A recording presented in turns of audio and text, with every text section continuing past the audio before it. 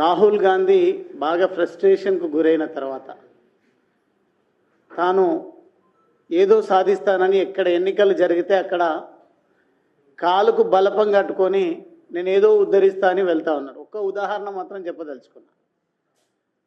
బీహార్ ఎన్నికల్లో దాదాపుగా 111 అసెంబ్లీ సెగ్మెంట్లో తాను ప్రచారం చేయడం జరిగింది. ఒక్కటంటే ఒక్క సీటు కూడా గెలుచుకోలేనటువంటి పరిస్థితి రాహుల్ గాంధీ పర్యటించినటువంటి నియోజకవర్గాల్లో. అదే మాదిరిగా మొన్న మనం చూసినట్టయితే తమిళనాడు ఎన్నికల్లో పొత్తు ఒకరి దగ్గర ఉంది, జతగట్టింది ఇంకొకరి దగ్గర. కేవలం 2 మంత్రి పదవులకు విలువలను కాల రాసినటువంటి ఒక పనికి రాని నాయకుడు రాహుల్ గాంధీ. ఆ రాహుల్ గాంధీ మాట్లాడతారు గౌరవ ప్రధాని నరేంద్ర మోదీ గారి గురించి, భారతీయ జనతా పార్టీ గురించి. నోటికి వచ్చినట్టుగా మాట్లాడము, ఎన్నో 10, 20, 30, 40 సార్లు కూడా మాట్లాడిండు అనుకుంటా.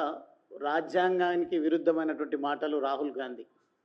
ఒక ఉదాహరణ, కర్ణాటకలో 2019 ర్యాలీలో పాల్గొని నరేంద్ర మోదీ గారిని లలిత్ మోదీ లేదంటే నీరవ్ మోదీ ఇటువంటి వాళ్ళతో పోలుస్తూ దొంగల పేర్లు అన్నీ కూడా మోదీ అని ఉంటాయా అన్నట్టుగా వెటకారంగా మాట్లాడడం జరిగింది. దానికి లోవర్ కోర్ట్స్ శిక్ష 2 సంవత్సరాల జైలు శిక్ష వేయడం జరిగింది వారికి. ఆ రోజు భయపడి శిక్షతో పాటుగా తన ఎంపీ సభ్యత్వం కూడా రద్దయ్యే విధంగా వాతావరణం కనిపించింది. అప్పుడు సుప్రీంకోర్టుకు వెళ్ళి అప్పీల్ చేసి స్టే తెచ్చుకోవడం జరిగింది. ఇంకా కూడా అప్పీల్ స్టేలోనే ఉంది. అదే మాదిరిగా ఇక్కడ ఉన్నటువంటి రేవంత్ రెడ్డి గారు కూడా, ఆయన కూడా స్టేలోనే ఉన్నారు. వాస్తవంగా చెప్పాలంటే ఓటుకు నోటు కేసులో అడ్డంగా దొరికిపోయినటువంటి దొంగ అని రేవంత్ రెడ్డి గారిని కూడా మాట్లాడుతూ ఉంటారు ప్రజలందరూ. ఈ నాయకులు యథా రాజా తదా ప్రజ అన్నట్టుగా ఉందా ఇది వ్యవహారం కాంగ్రెస్ పార్టీలో అర్థం కానటువంటి పరిస్థితి. రాహుల్ గాంధీ ప్రతి సందర్భంలో నిన్న మాట్లాడుతూ గద్దారని మాట్లాడడం, రాహుల్ గాంధీని ఒక దేశద్రోహి కింద ప్రజలు భావిస్తున్నటువంటి పరిస్థితి. తనపైన దేశద్రోహ కేసులు పెట్టాల్సినటువంటి అవసరం ఉంది. ఇప్పటికే భారతీయ జనతా పార్టీ నాయకులు, అదేవిధంగా నరేంద్ర మోదీ గారి పాలన పైన, తన వ్యక్తిత్వం పైన గౌరవం కలిగినటువంటి భారత పౌరులు ఎన్నో రకాల కేసులు రాహుల్ గాంధీ పైన బనాయించాలని పోలీస్ స్టేషన్లను, కోర్టులను సంప్రదించినటువంటి పరిస్థితి. ఇంకా కూడా బుద్ధి రాకపోతే ఈరోజు భారతీయ జనతా పార్టీ ఖచ్చితంగా కఠినమైనటువంటి నిర్ణయాలు తీసుకోవాల్సి వస్తుంది. ఎక్కడ అడుగు పెట్టకుండా రాహుల్ గాంధీని అడ్డుకునేటువంటి పరిస్థితులు ఏర్పడతాయి. వెంటనే బేషరతుగా రాహుల్ గాంధీ క్షమాపణ చెప్పాల్సినటువంటి అవసరం ఉంది.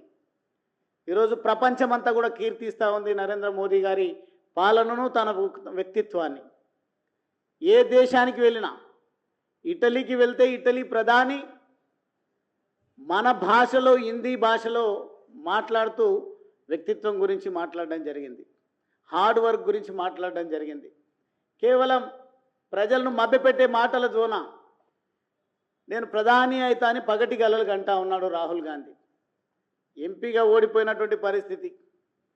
అదేవిధంగా ఏ రాష్ట్రానికి ఎన్నికల ప్రచారానికి వెళ్ళినా అక్కడ కాంగ్రెస్ పార్టీ భూస్థాపితం అవుతున్నటువంటి పరిస్థితి.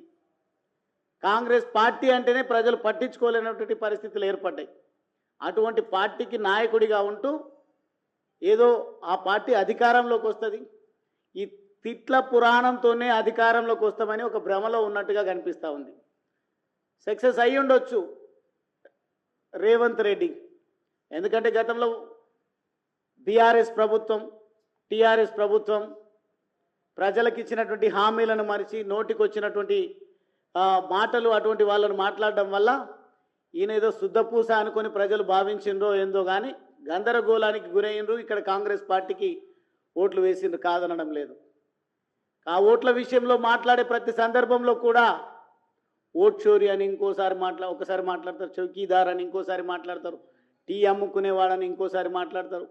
ఈ రకంగా అవహేళన చేసేటువంటి మాటలు మాట్లాడుతూ ఈ ప్రజాస్వామ్యానికి అపకీర్తి తెచ్చేటువంటి పరిస్థితిని నెలకొల్పుతా ఉన్నాడు ఈ పనికి రాని రాహుల్ గాంధీ.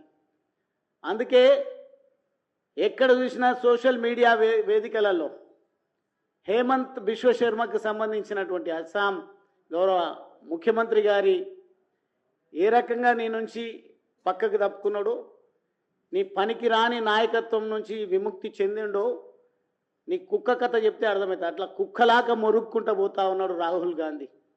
కుక్కతో ఆడుకొని కుక్కలాగా మొరగడం వల్ల వార్తల్లో వ్యక్తిగా ఉండొచ్చు, తద్వారా కాంగ్రెస్ పార్టీ ఇంకా కూడా ఉంది అని భ్రమ పెట్టొచ్చు అనే ఆలోచనలో ఉన్నట్టుగా కనిపిస్తూ ఉంది.